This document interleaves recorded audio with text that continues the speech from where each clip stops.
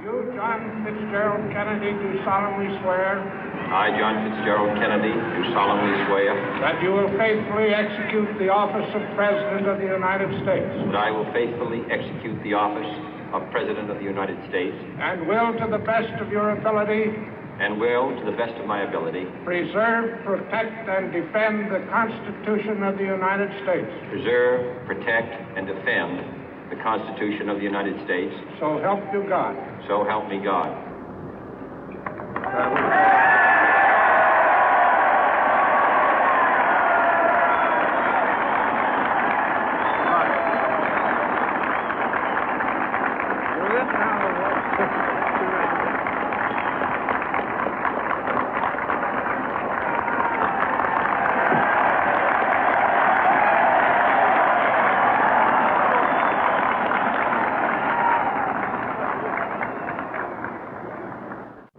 Vice President Johnson, Mr. Speaker, Mr. Chief Justice, President Eisenhower, Vice President Nixon, President Truman, Reverend clergy, fellow citizens.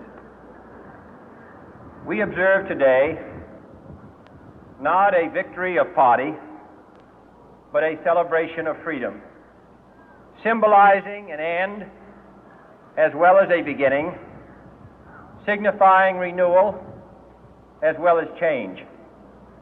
For I have sworn before you and Almighty God the same solemn oath our forebears prescribed nearly a century and 3/4 ago. The world is very different now, for man holds in his mortal hands the power to abolish all forms of human poverty and all forms of human life. And yet the same revolutionary beliefs for which our forebears fought are still at issue around the globe. The belief that the rights of man come not from the generosity of the state, but from the hand of God. We dare not forget today that we are the heirs of that first revolution. Let the word go forth from this time and place to friend and foe alike that the torch has been passed to a new generation of Americans born in this century, tempered by war, disciplined by a hard and bitter peace, proud of our ancient heritage, and unwilling to witness or permit the slow undoing of those human rights to which this nation has always been committed and to which we are committed today at home and around the world.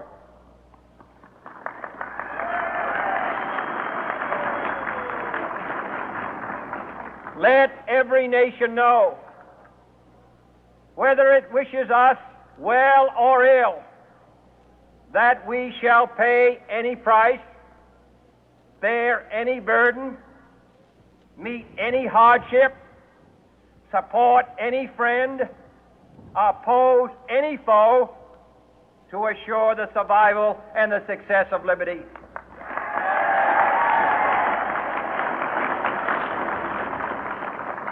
This much we pledge and more.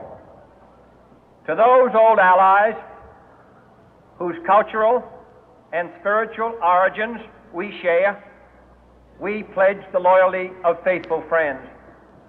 United, there is little we cannot do in a host of cooperative ventures. Divided, there is little we can do, for we dare not meet a powerful challenge at odds and split asunder. To those new states whom we welcome to the ranks of the free, we pledge our word that one form of colonial control shall not have passed away, merely to be replaced by a far more iron tyranny. We shall not always expect to find them supporting our view, but we shall always hope to find them strongly supporting their own freedom, and to remember that in the past, those who foolishly sought power by riding the back of the tiger ended up inside.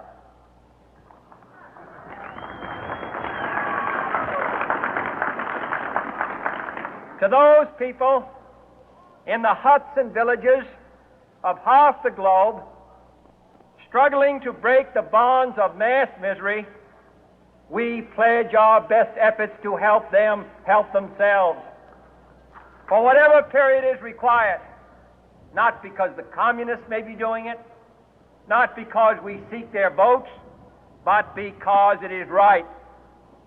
If a free society cannot help the many who are poor, it cannot save the few who are rich.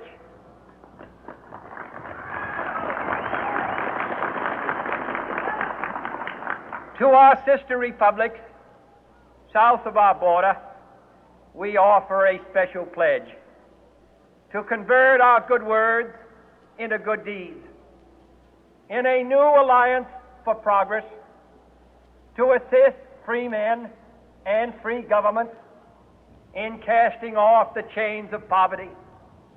But this peaceful revolution of hope cannot become the prey of hostile powers.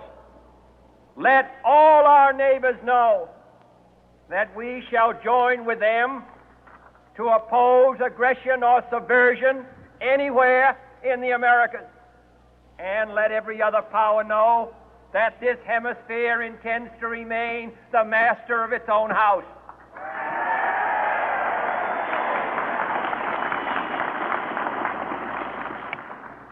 To that World Assembly of Sovereign States, the United Nations, our last best hope, in an age where the instruments of war have far outpaced the instruments of peace, we renew our pledge of support to prevent it from becoming merely a forum for invective, to strengthen its shield of the new and the weak, and to enlarge the area in which its writ may run. Finally, to those nations who would make themselves our adversary, we offer not a pledge, but a request that both sides begin anew the quest for peace. Before the dark powers of destruction, unleashed by science, engulf all humanity in planned or accidental self-destruction, we dare not tempt them with weakness, for only when our arms are sufficient beyond doubt can we be certain beyond doubt that they will never be employed. But neither can two great and powerful groups of nations take comfort from our present course, both sides overburdened by the cost of modern weapons, both rightly alarmed by the steady spread of the deadly atom, yet both racing to alter that uncertain balance of terror that stays the hand of mankind's final war. So let us begin anew, remembering on both sides that civility is not a sign of weakness, and sincerity is always subject to proof. Let us never negotiate out of fear, but let us never fear to negotiate.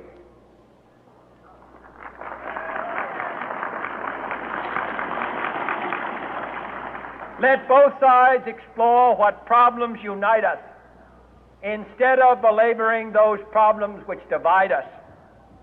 Let both sides, for the first time, formulate serious and precise proposals for the inspection and control of arms, and bring the absolute power to destroy other nations under the absolute control of all nations.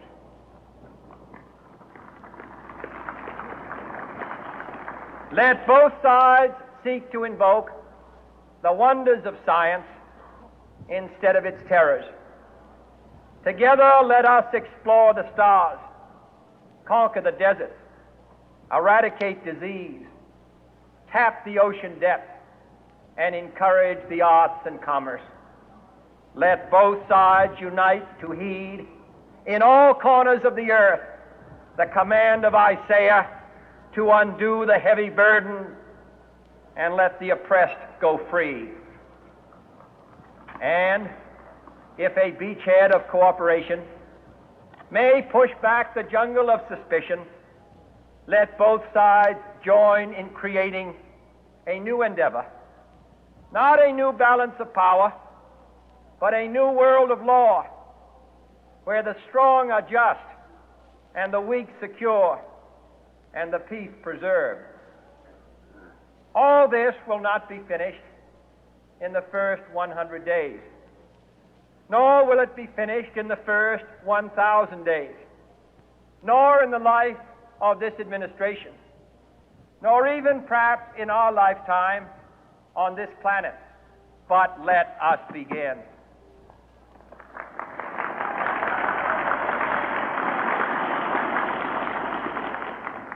In your hands, my fellow citizens, more than mine, will rest the final success or failure of our course. Since this country was founded, each generation of Americans has been summoned to give testimony to its national loyalty. The graves of young Americans who answered the call to service surround the globe. Now the trumpet summons us again, not as a call to bear arms, though arms we need, not as a call to battle, though in battle we are, but a call to bear the burden of a long twilight struggle, year in and year out, rejoicing in hope, patient in tribulation, a struggle against the common enemies of man, tyranny, poverty, disease, and war itself. Can we forge against these enemies a grand and global alliance, north and south, east and west, that can assure a more fruitful life for all mankind? Will you join in that historic effort?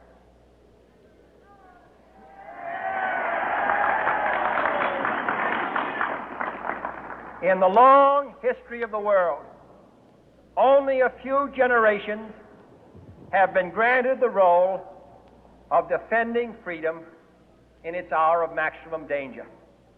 I do not shrink from this responsibility. I welcome it.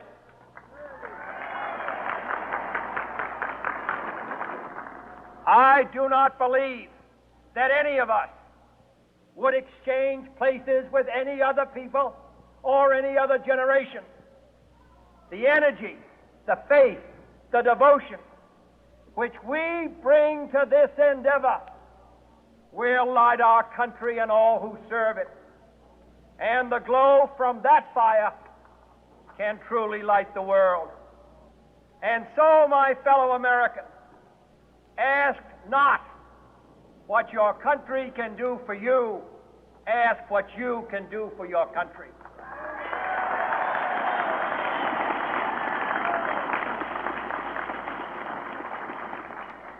My fellow citizens of the world, ask not what America will do for you, but what together we can do for the freedom of man.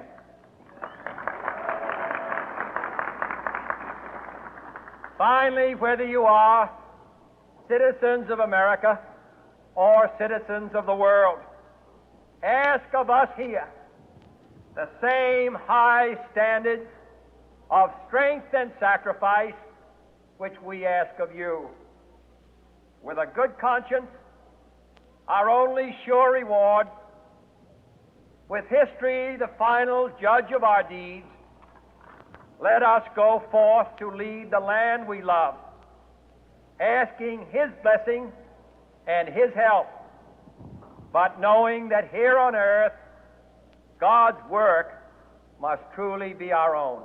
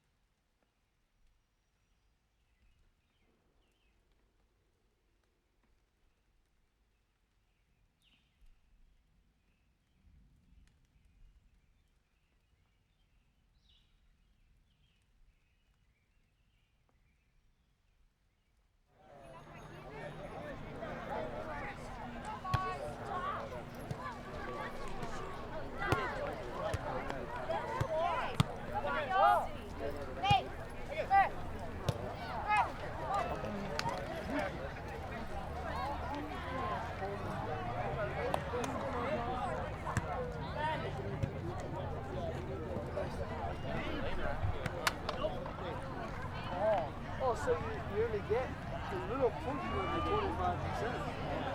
Oh, no. 25% probably that's margin. But you get only a portion of it. And then they'll pay you back. They write it down. Like, oh, if I get 21 though. And after the house is paid, all the story. Alright, come on. Getting headlines. Sure, buddy.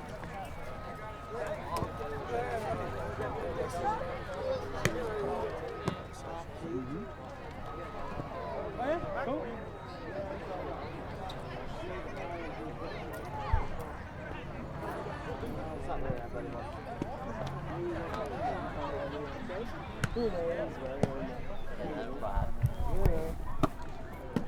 Have a good one.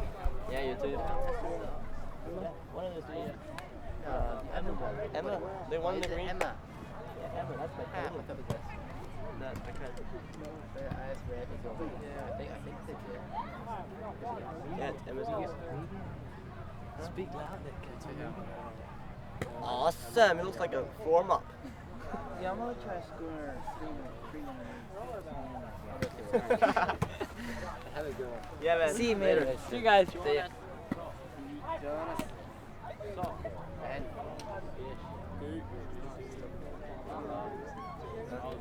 Yeah, but I have to go home to sleep. Dust in the furniture or something. You can't. We're right over there. Thank goodness. I bet you can. Yeah. Through his earmuffs. And I'm not that I gotta loud. take somewhere alone to Oh, nice hit there. Woo! Ah.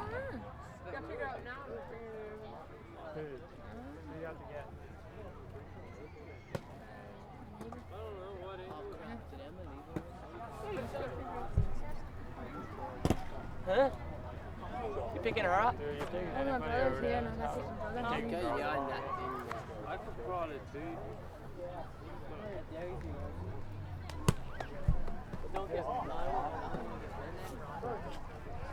Too bad, something. I was one time crying. Mike must come back with Somehow I didn't eat it. Oh my goodness, that was like a weak ass throw down at Phil's feet. No shit. There were 3 chicks. The hottest chicks you ever want to see. And they had a hammock out of their New Jersey. Oh, they had almost Jersey.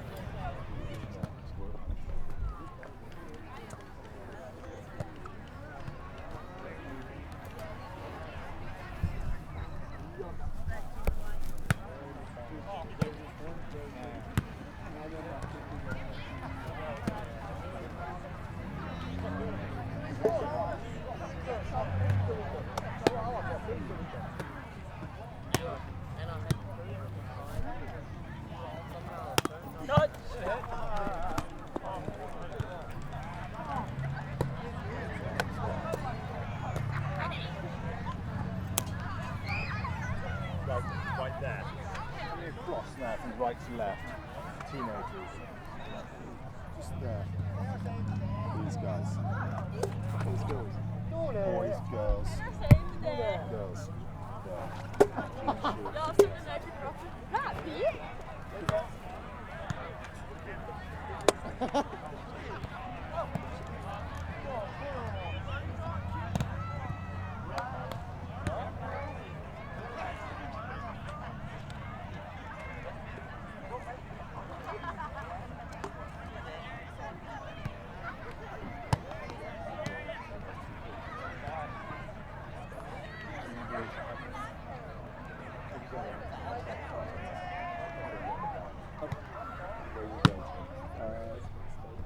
I'm going to pretend to get volleyball again, so don't freak out.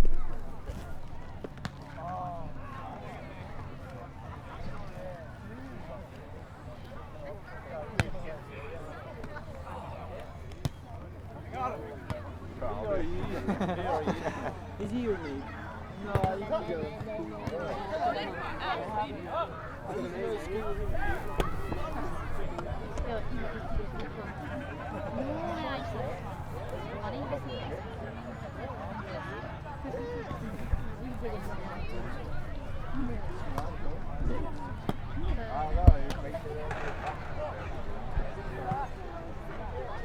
What's your name?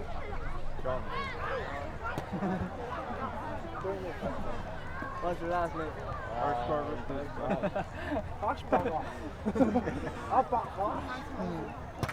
Yeah. Well, you can take it down. Well, I don't even know where 9 points is at.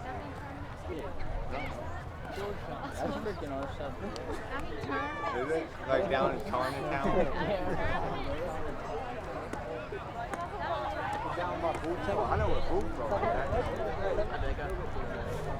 Is that what's called Georgetown? We just call it Booth Road. Yeah, I could hang out at Booth Road again for a little bit and get some drinks on. Yeah, that'd be cool. Yeah, man. Well, you got two sisters and take a team. Oh, you guys got your team.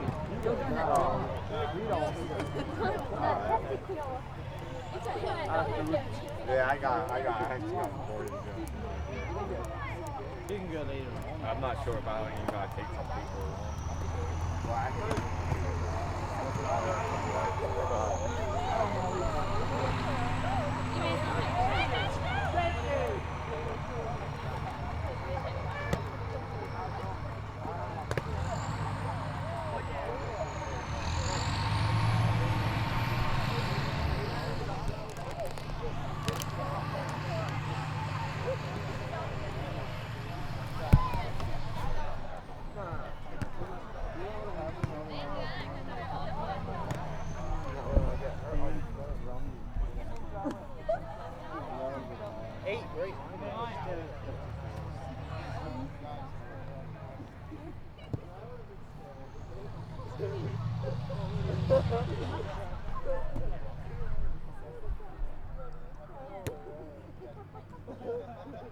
Everybody's like, intercourse is gonna win.